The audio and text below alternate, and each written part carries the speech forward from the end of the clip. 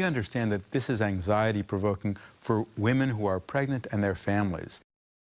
The Centers for Disease Control issued new guidelines today targeting pregnant women and their partners. This comes after the Zika virus was sexually transmitted in Dallas earlier this week.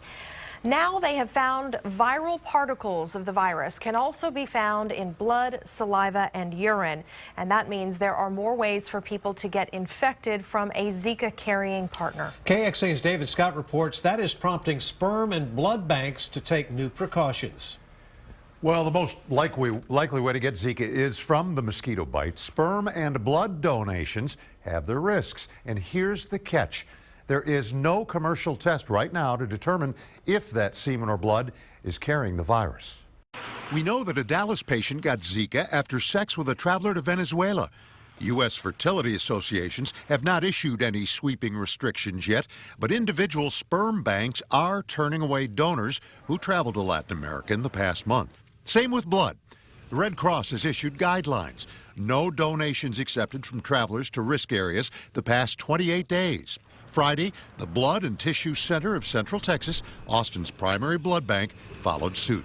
Yeah, that's good stuff. They've been screening donors already for travel to high-risk areas for malaria and West Nile. Makes sense. Now that list is a little longer. Anyone who has traveled to Mexico, the Caribbean, South or Central America in the last 28 days can now not donate blood.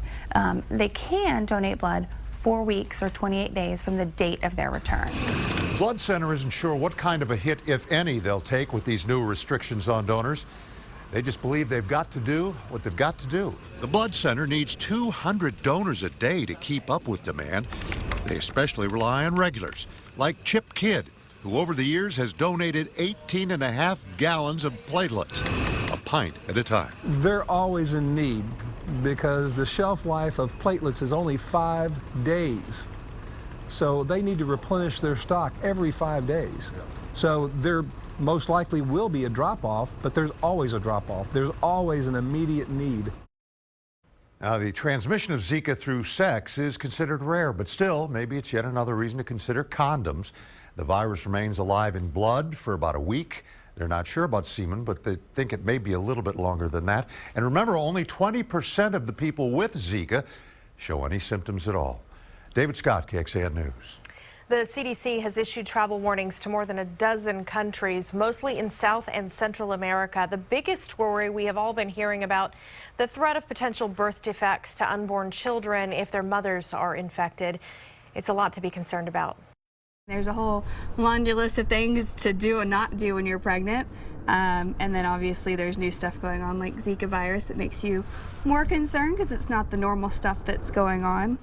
So far, only one person in Travis County has tested positive for Zika virus. Austin Travis County Health and Human Services Department say that person recently visited Colombia.